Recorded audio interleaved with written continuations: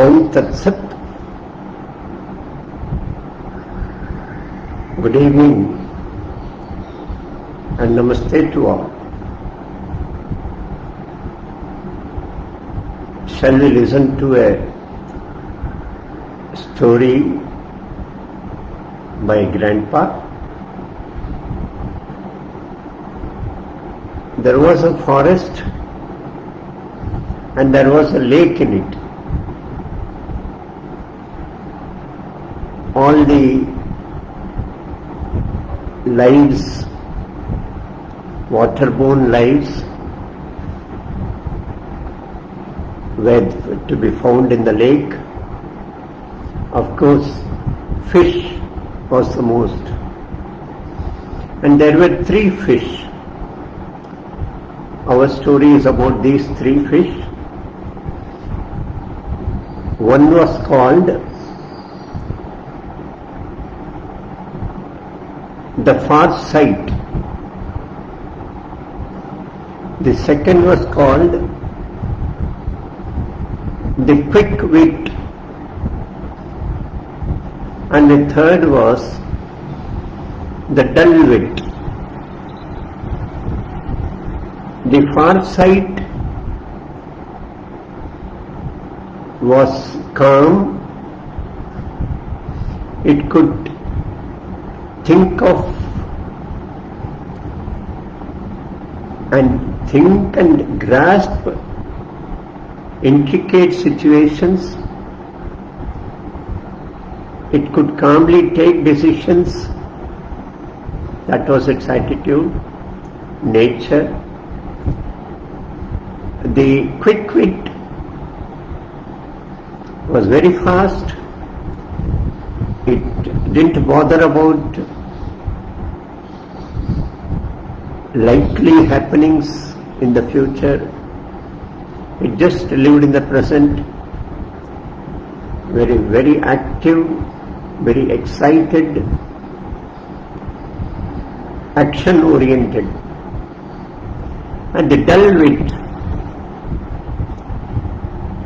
it was always in a dilemma whether to give up its present state of enjoyment or laziness or sleep, or plunge into action and prepare for some likely event. So this was always confused and it could never take a firm decision. These 3 fish, they were friendly, they played together, they stayed together. On a particular day in the evening, the 3 of them were playing in the lake, when the far sight sees a few human legs on the banks of the lake. Its mind started working, imagining what could be the reason for these humans to come into the forest. So, mostly it is likely that they'll spread their net in the lake and catch this fish. So it wanted to warn the other 2, but the other 2 were not interested. The quick wit said, "You always bother about imaginary things. You imagine too much. Let us continue with our game. Let us enjoy the present moment." And the dull wit, as usual, it moaned, it said, maybe what you say is correct, but why we waste our time on that? I don't know, I can't leave this game and think about this imaginary happening. But the far sight, it continuously observed those humans and it was very definite that the humans are going to spread their net in the lake the next morning, early next morning. So it said, let us find out a safe settlement for us. Let us go in search of it. The other two didn't agree to it. So it went alone. It went out of the game and started going in search of a safe settlement. So it went around the lake. There was an opening where the water went out of the lake. It swam along the water, and the water reached a pond a few kilometers away, and this far side thought it should be a safe settlement for. So it returned to the lake and told the other two fish about its discovery and suggested, let all three of us move to the new settlement, the pond. First, we have to just swim a few kilometers and we reach the pond. But the quick-wit, it was very egoist. It said, I am ready for any occasion. If such an occasion comes, I will face it. And the dull-wit, as usual, it was morning. It could neither go there with the far sight, nor could it continue the game. It was always in a dilemma, in a confused state. The far sight went away and settled in the new pond. The next day, early morning, the net was spread in the lake. And many of these fish, they were caught in the net. These two fish, the quick-wit and the dull-wit, they also were caught. The quick-wit was excited, it was activated, its thinking was activated, it looked here and there and wanted to grasp the situation. It found that there were two heaps of fish on the bank. The humans, as they caught hold of the fish in the net, and he threw the fish to one of these two heaps.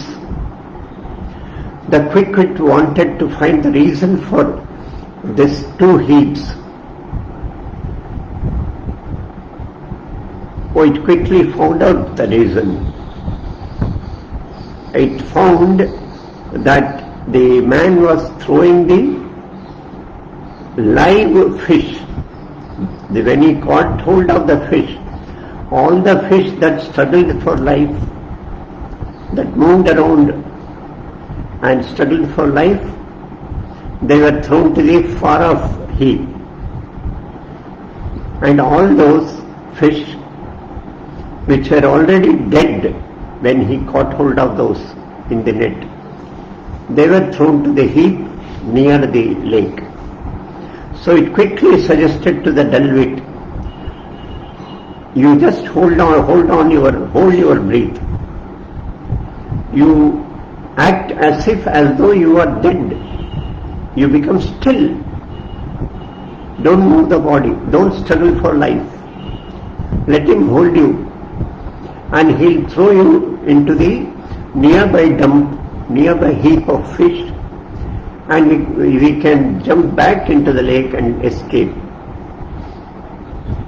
So the dull-wit said, what is the guarantee that he'll throw me here? What if he throws me to the far off heap? And how long can I hold my breath? If he holds me for a longer time, can I be able to hold my breath so long? This quick-wit said, we have only one way now. This is the only way we can escape. There is a chance. You just listen to me if you want.